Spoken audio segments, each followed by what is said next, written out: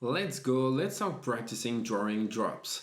We will begin with a simple one, a round drop. If you're not very familiar with drawing circles, you can do what I do. Mimic the motion first, practice drawing the round shape before actually placing it on the paper. And so here I have a roughly correct circle for this drop. What is really important to achieve the three-dimensional effect is the play between shadow and light. And right here is where I'm going to place the highlight on the drop. So let's imagine that the light is coming from the right side. So here we will have an area that will be dark, and then gradually it will lighten until it reaches the shadow area at the bottom. And I can start defining the shadow cast at the bottom, like right here.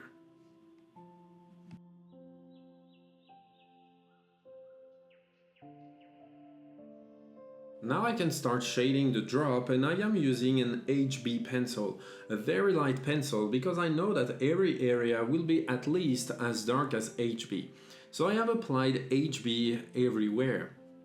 And the next thing I'm going to do is use a 2B, and I'm going to add slightly darker marks on the top area, but not everywhere this time. We will gradually move to darker pencils as we go upward on the drop, and it is thanks to these different values of gray, these different lighter and darker elements, that we will be able to create this three-dimensional effect. So I have marked a few more areas with the 2B, and now I am going to take an even darker pencil, a 4B, to work on the upper part of the drop. It is true that you could completely do this with a single pencil by varying the pressure, pressing more or less on the pencil depending on the area to have something darker or less dark. But personally I prefer switching pencils because it helps keep the marks light, you don't need to press too hard, and it erases more easily this way. And so I keep applying some 4B, and now on this area I'm going to use something much darker, as you can see, and you can notice that I am really working with the side of the lead of the pencil to avoid visible pencil marks and to make them kind of like more natural.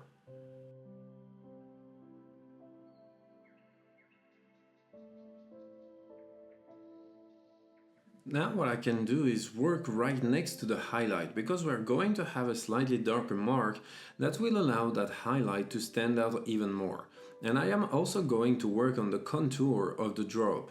We will have a slightly darker outline that will help it stand out clearly and appear more three-dimensional. So now the inside of the drop is done, what will also help create the three-dimensional look and give the impression that the drop is raised above the surface is working on the shadow of the drop, the shadow cast, the cast shadow. So that's what I am going to work on now. And with the shadow, at the beginning we will have something rather dark and when we are close to the drop, but as we move away from it the shadow becomes lighter and lighter until it disappears, and that's what I am going to try to do. I will make sure that my shadow becomes gradually lighter. What is really important also is to erase the edges of the cast shadow. We are not going to have a sharp and hard outline with a visible line like we have here. So that's why I am going to erase it to finalize the cast shadow of this drop.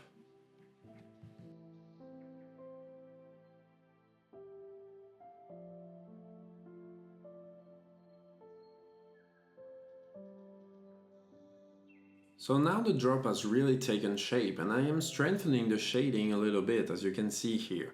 And then what I am also going to do is add some small touches with my kneaded eraser to soften certain areas. Because the shadow is not completely uniform, we'll have small spots that are slightly lighter or slightly darker in places, and it is this irregularity that I have created. So now the first drop is about to be finished. I'm just going to have add some few elements here and there to finalizing it, adjusting the highlight a little bit because I didn't want it to be completely pure white. And so there we go for this drop. Now we can continue practicing and creating drops of different shapes, not necessarily round like the first one, but try others in different forms. The process will be the same, with important work to be done on the shadow and light areas.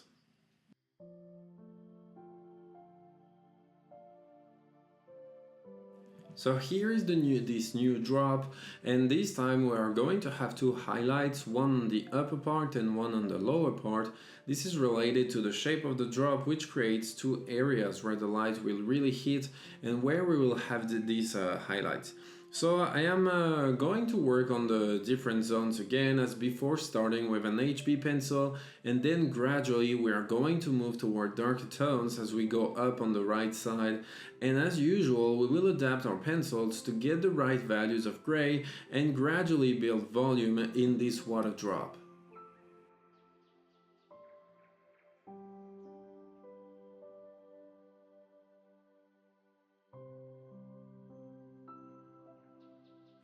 And here on the right side, I'm really going to use darker pencils and darker marks so that it stands out well.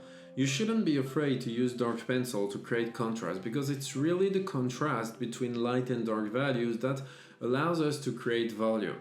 And with these drops, it's not really the details that matters because in the end, there aren't many details. It's mainly this combination of lighter pencil marks and darker marks that creates the volume. And that's also why this is a really excellent exercise to improve because we can see that on our paper, simply through pencil work with small touches that are lighter and darker, we can create volume in a three-dimensional effect on a paper that is itself two-dimensional.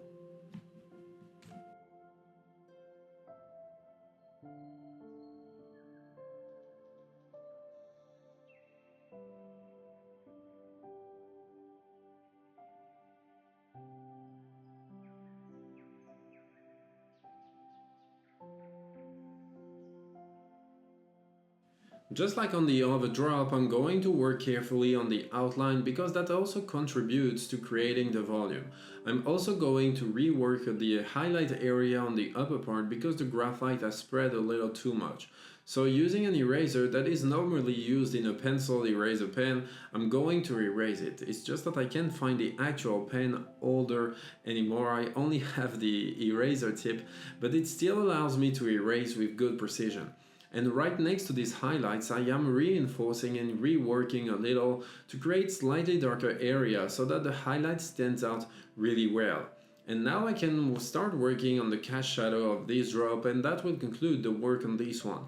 So remember that for a cast shadow, the area right next to the drop will be quite dark, and the farther we move away from the drop, the lighter the shadow becomes. It is the same principle for every cast shadow for any object, so that's what I am working on now.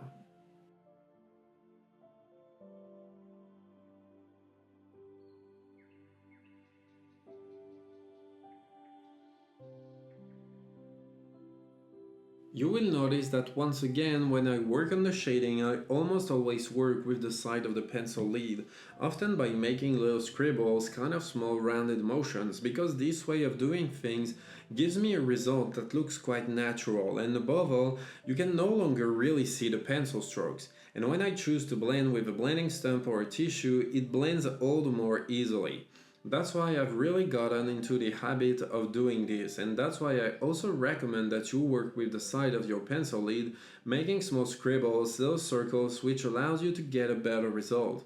So that's pretty it for this second drop. Here I'm going to add a few small touches with the kneaded eraser to soften some areas, but otherwise this work is finished. Now I'm going to do the same thing with all the droplets, which can also serve as examples for you. So here we go again with another slightly rounded one, but there will be others with different shapes afterwards, you will see. And what I really encourage you to do, of course, is to draw them yourself, to practice creating this volume on different droplets. That will give you a better understanding of this subject and of course help you make some progress. For the rest of this video, things are a bit sped up, but don't hesitate to take your time to rewatch the video several times if needed so you can manage to create droplets with good volume.